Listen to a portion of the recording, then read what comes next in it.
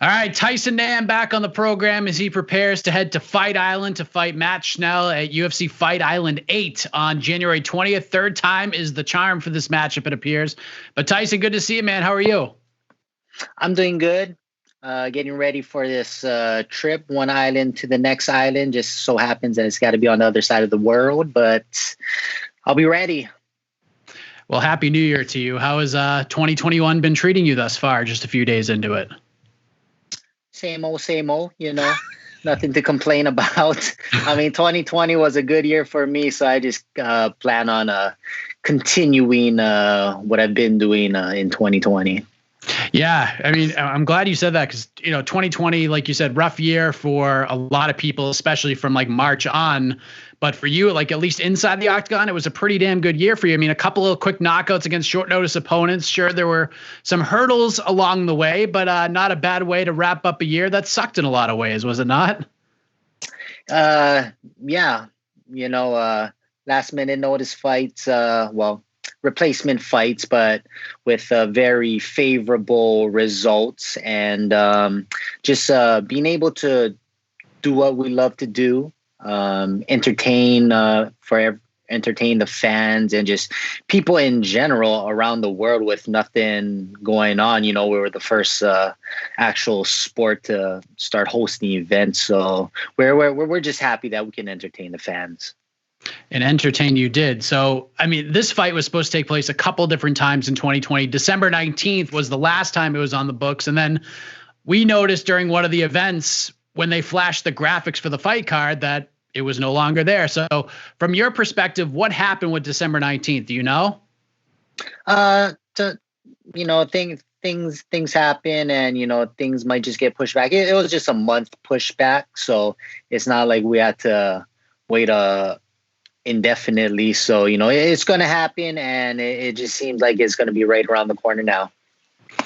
So now you get to head to Fight Island for this matchup. And I would assume that if there is one fighter that will not be thrown off by an international bout, it's you, since you have fought all over the world and back a time or two at this point.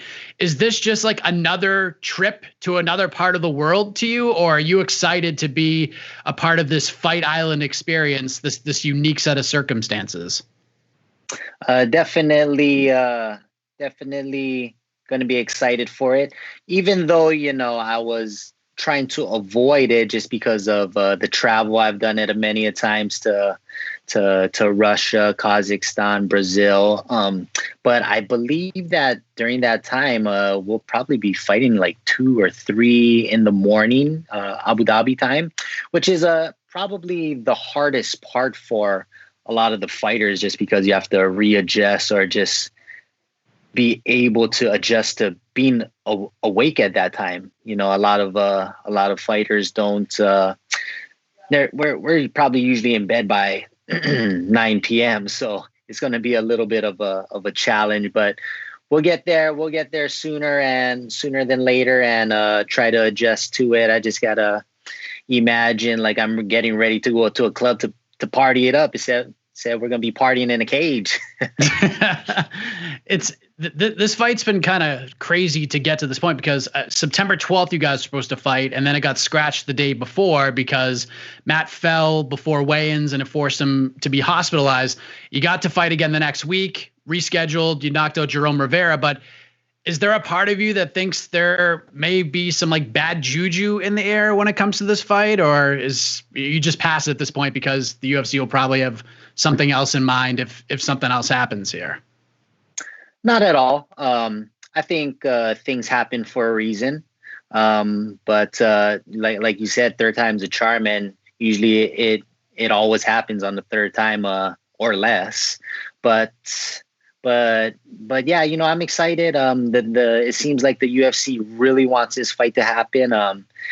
The stylistic matchup seems like it's going to be an awesome fight. I can't see any which way that is not going to be exciting. He's a finisher. I'm a finisher. It's either going to be really exciting or really boring, and I can't picture it being boring at all for a second.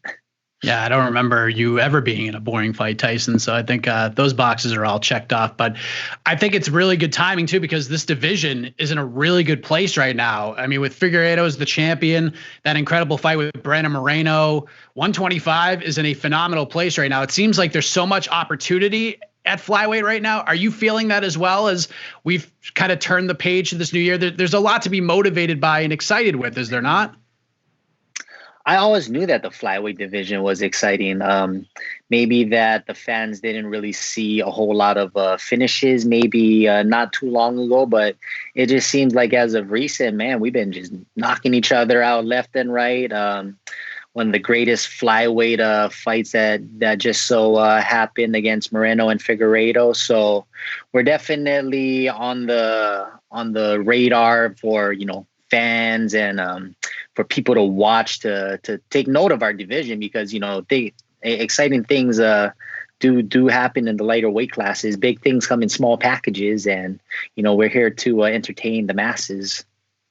Yeah, it's crazy how things change, because I don't know. I mean, and I agree with you. I've always loved the flyweight division. It's always been kind of under the radar, but it was crazy. It was like 6-7 months ago where it was like, okay, we need to get Cody Garbrandt to drop to 25 and fight Figueiredo and get some extra shine on this division. And unfortunately for Cody, he tested positive for COVID. He's been dealing with some injuries since then. And now it seems like things have changed a bit with the rematch with Figgy and Moreno happening later this year. And if Brandon wins that fight, those two could be tied together for a little while. But man, what a difference a few months makes.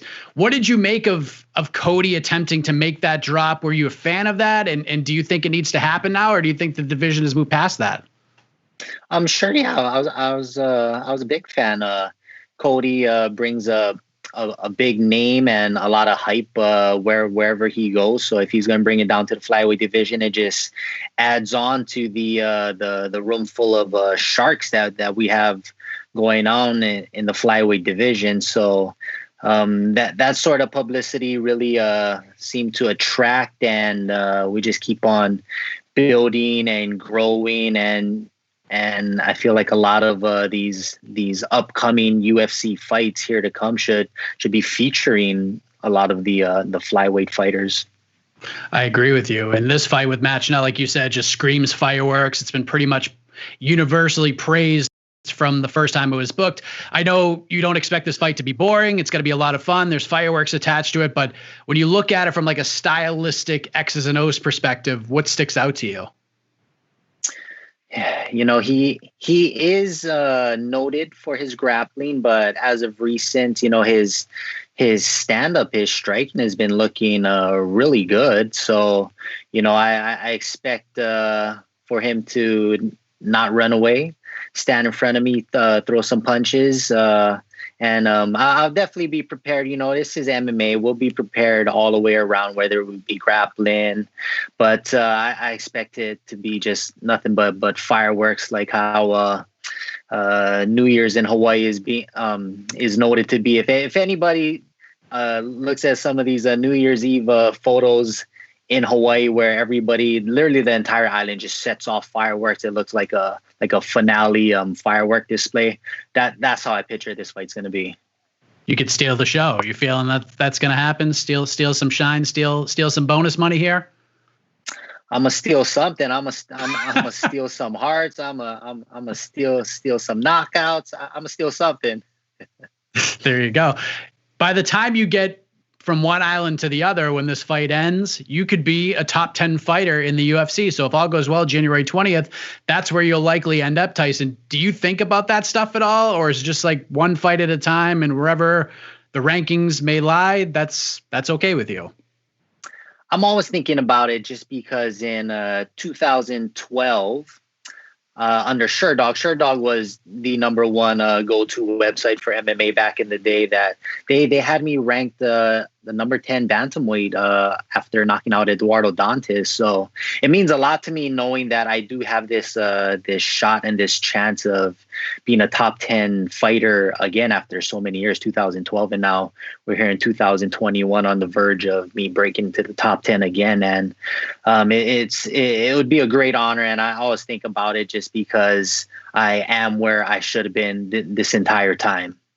Is it crazy to think about back then? Because I mean, for close to a decade, people thought that this call should have been made, that you should have already been here to begin with. And now, 8-9 years later, here we are knocking on the door of a top 10. Is it kind of crazy to reflect on and think about?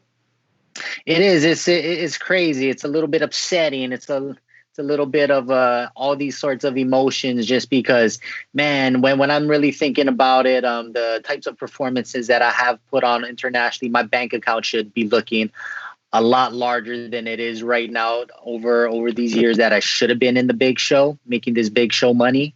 But like I said, things do happen for a reason, and no time better than now for myself. So how does this thing play out on January 20th, Tyson? You and Matt finally get in there and scrap it up. How does this all go down? We're going to come out in the middle. We're going to throw some punches, some kicks, and I'm probably going to knock him out. She's standing in front of me, and something is definitely bound to happen to my opponents. When a new year comes, Tyson, as you probably are well aware of from your time on this earth, it creates reflection, some goal setting, resolution, so to speak. So what are the Naminals goals for 2021? Like, if we have this chat on December 31st, what will have to happen for you to say to me, you know what, Mike, this year went exactly the way I wanted it to? Well, I get past Matt Schnell, another knockout. There's 3 knockouts in a row. I will have a better answer for you maybe in the next couple of weeks, because I always like having an opponent in mind specifically, but I just do not have one just as of yet. I have not looked at the roster, but I knock out another opponent that's 4 people in a row, man.